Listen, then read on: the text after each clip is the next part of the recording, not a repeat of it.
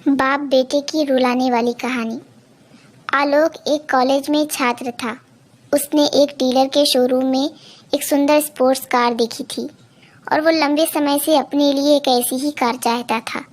आलोक जानता था कि उसके माता पिता इसे खरीदने के लिए सक्षम हैं, इसलिए उसने उन्हें बताया कि उसे ये कार अपने ग्रेजुएशन कंप्लीट होने पर गिफ्ट के रूप में दें। देखते ही देखते वो दिन भी आ गया और पिता ने आलोक को अपने निजी कार्यालय में बुलाया। उन्होंने उससे कहा कि मुझे तुम्हारे जैसे अच्छे बेटे पर बहुत गर्व है। उन्होंने उसे बताया कि वो उससे कितना प्यार करते हैं और उसे एक प्यारा रैपर से लिपटा हुआ उपहार दिया।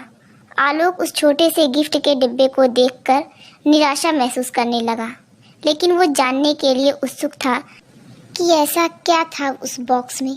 इसलिए उसने बॉक्स तुरंत खोला और उसमें एक लाल कपड़े से लिपटी भगवत गीता देखी।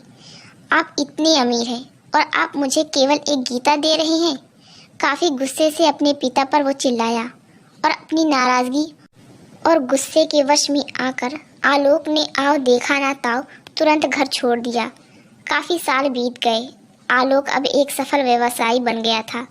वो अपने जीवन में खुश था। उसकी शादी हो चुकी थी और उसके 2 बच्चे थे। उनका परिवार एक सुंदर घर में रहता था, लेकिन उसके पिता के साथ टूटे रिश्तों के कारण उसकी आत्मा अभी भी आहत थी। आलोक अपने पिता का घर छोड़ने के बाद कभी उनसे नहीं मिला था।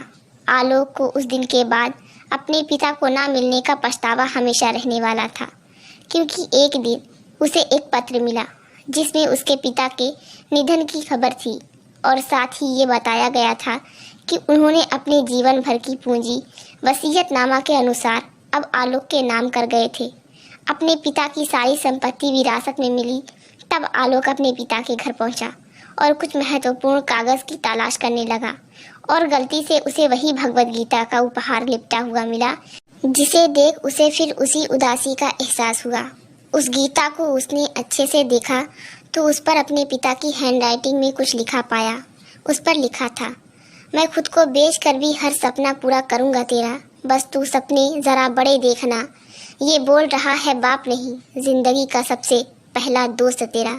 ये कविता पढ़ी ही थी कि अचानक उस किताब से एक चाबी गिरी, जिसके ऊपर लगे टैग पर उसके ग्रेजुएट होने की तारीख के साथ कॉन्ग्रेचुलेशन और आई लव यू लिखा हुआ था।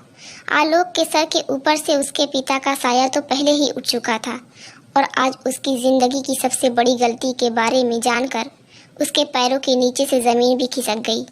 उस दिन आलोक की आंख और रूह दोनों पछतावे के आंसू रोई। आशा करती हूँ कि ये कहानी आपको पसंद आई होगी। इस कहानी पर आपकी क्या राय है, हमें कमेंट करके ज़रूर बताएं। कहानी पसंद आई हो तो लाइक, सब्सक्राइब और शेयर ज़रूर कर दें। मेरी वीडियो देखने के लिए आपका बहुत बहुत धन्यवाद।